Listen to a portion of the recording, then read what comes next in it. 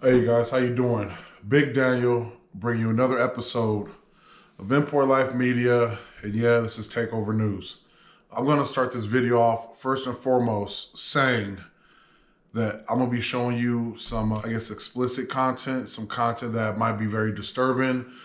Some of you guys might not want to see this, but I do need to do my due diligence and let you guys know ahead of time before you want to continue watching the video. This is under fair use. I do want to educate and show the people pretty much what can happen when things go wrong and also the outcome, how terrible things can be when you choose to be stupid and be reckless. But like I said, this is a fair warning, and you know what? Let's just get into it. Here we go.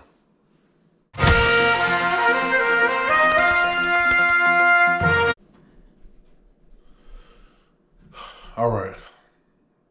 You know what? Let's just jump into it, and then let me show you this news report. Let me show you this footage, and then I'll give you my critique. There is two different angles of what I'm about to show you. One is what the news posted all over TV, and another video is from let's just say some of the spectators, people that were there on the ground that were a lot closer to this incident that did happen. So let's get into it. This is brought to you by KTLA Channel 5 News. All right, let's watch it.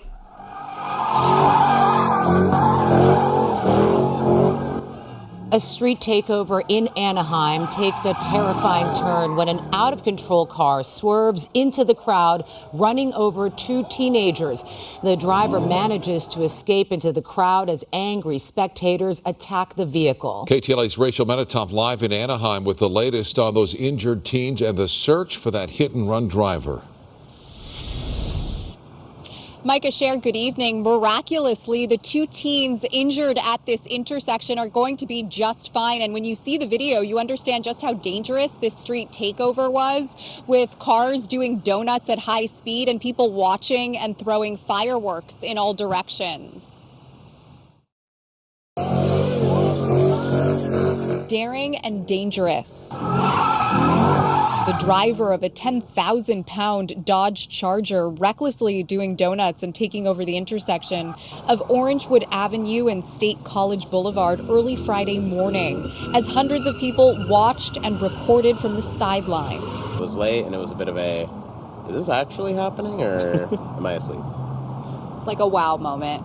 Yeah. Dave Downs and his suite mate Julian Romano are Chapman University students living in off-campus housing, which just so happens to be mere feet away from this chaotic scene. Some people really seek thrill or engagement. I think that some people really think that, like, when you're young, you're invincible, right? And I mean, that's not true. It's not true, and after one of many high-speed loops, the car hit several of the nearby pedestrians.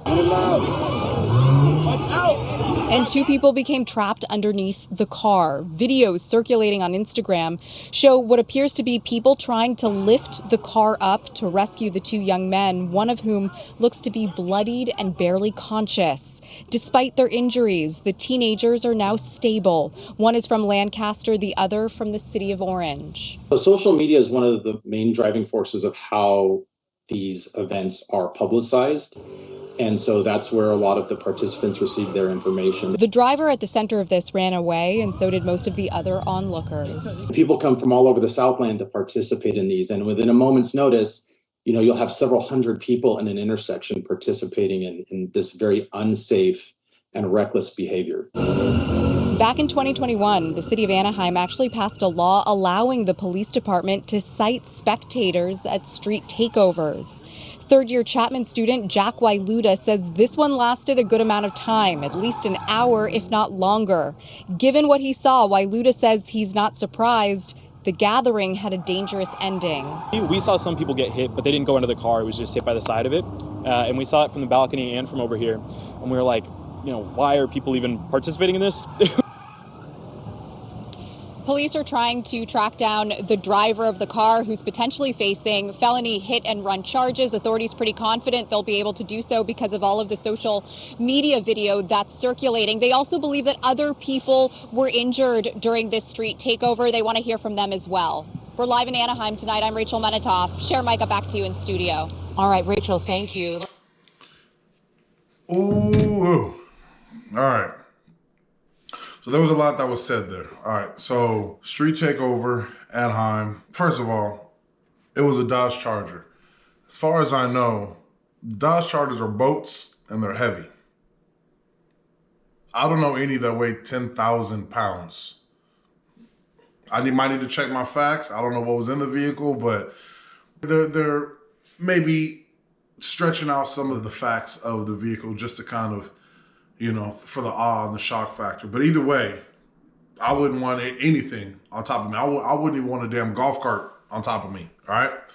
So you got a takeover in Anaheim, and I was kind of smiling, not because of what was happening, but when the news report was interviewing the witnesses and some of the people that live in the community, people that live right there, in the dorms, apartment complexes, and all that around Chapman University, which is a very prestigious college. But it was around Halloween. So that's why they were looking, the guy with the little hat and all that, the other guy wearing some type of weird brown suit. It's a Halloween costume.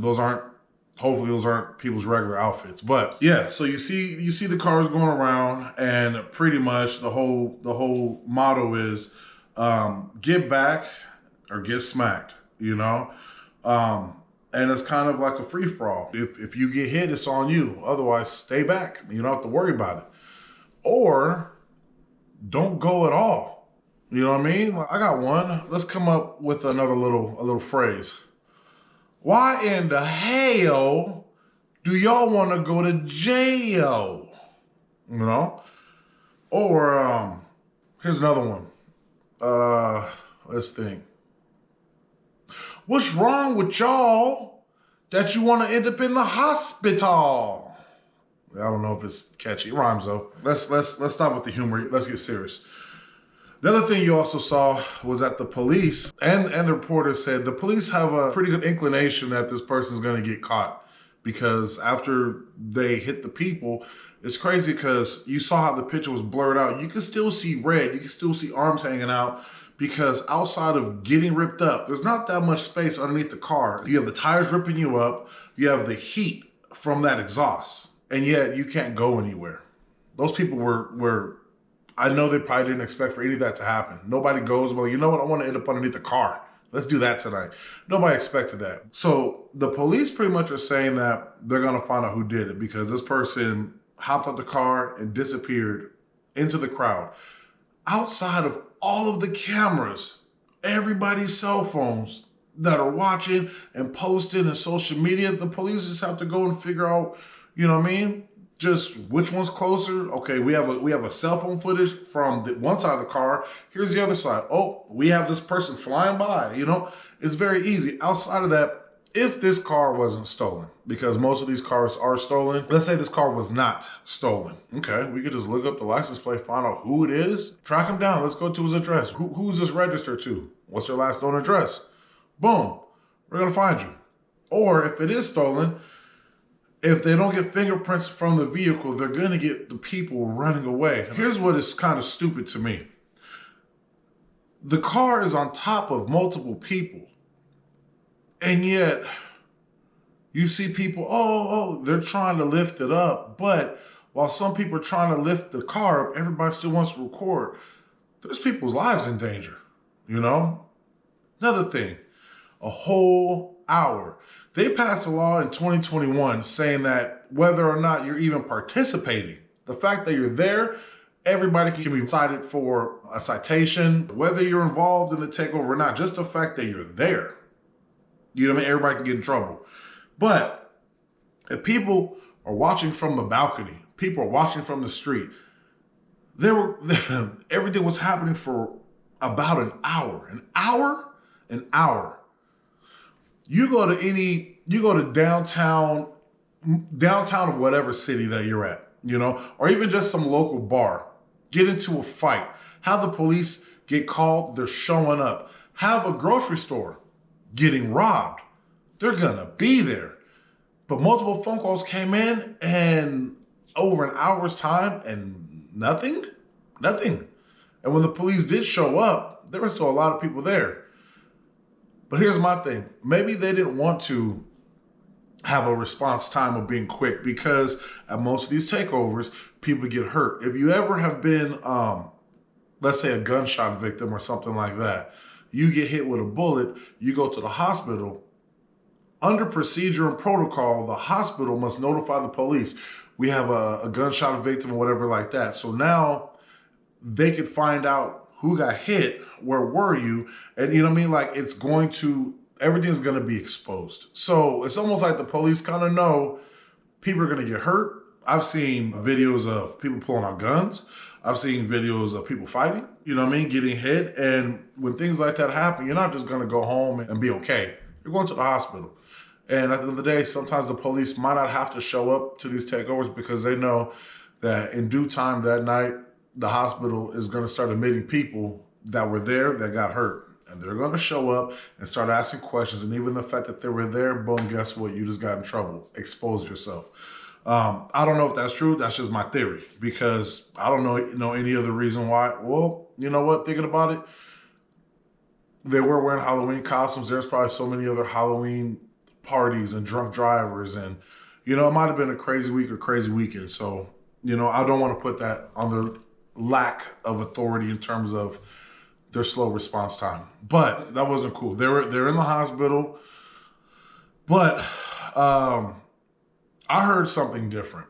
This video was sent to me and it was like, check it out. You might want to look into it.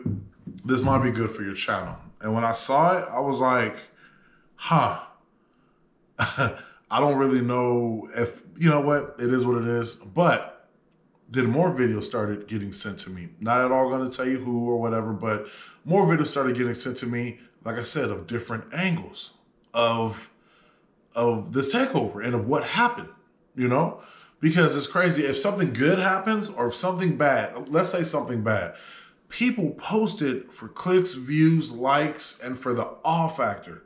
Not at all considering that this takeover was crazy, it hit somebody, but nobody ever considers that person that got hit, either because their life might have been taken, their life and body will never be the same, they just want to go out and have fun, or the family of the person that got hit, they might want to act on it. And if you can open up your phone, and whether it's, Facebook, Instagram, Snapchat, Twitter, all these different social media platforms, to see the same event, different videos, different angles, the police can do that too. And the families can do that too. They're going to track whoever down. People have found their cars. Like, hey, you know what? My car got stolen.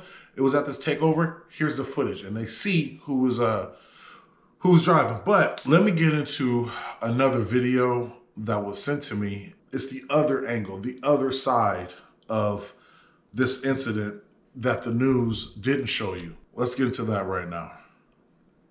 You guys rate this one so far, 1 out of 10.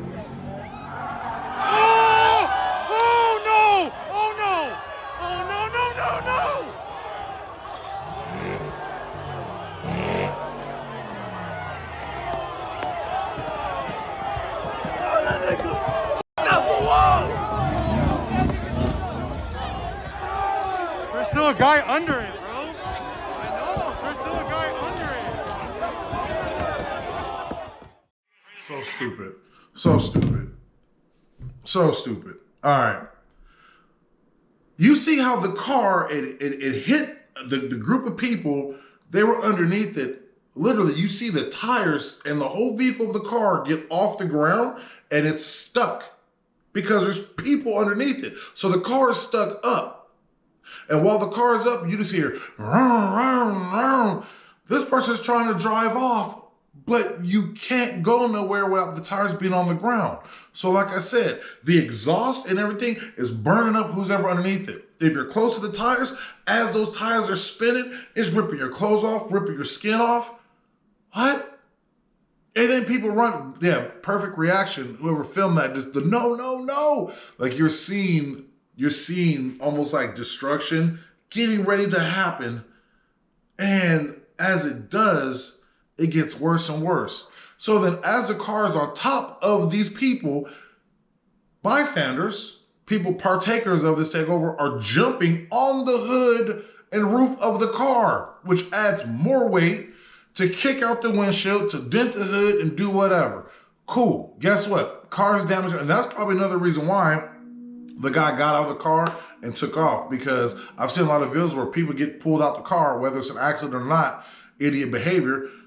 They start getting beat up, stomped out, and everything like that. And it's crazy because I don't understand it. There's a takeover, people get hit, let's beat up the driver.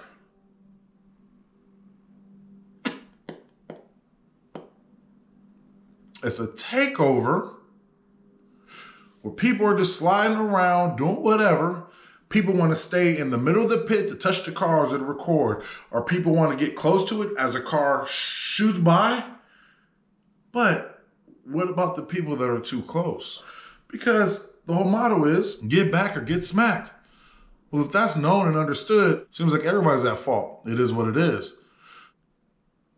I don't know. I've heard the news report said that 2 people got taken to the hospital, and I guess one was in serious or critical condition, the other one's all right. I've been hearing that that wasn't the outcome. I heard that either it's 2 people in critical condition and they don't really know if they're going to make it.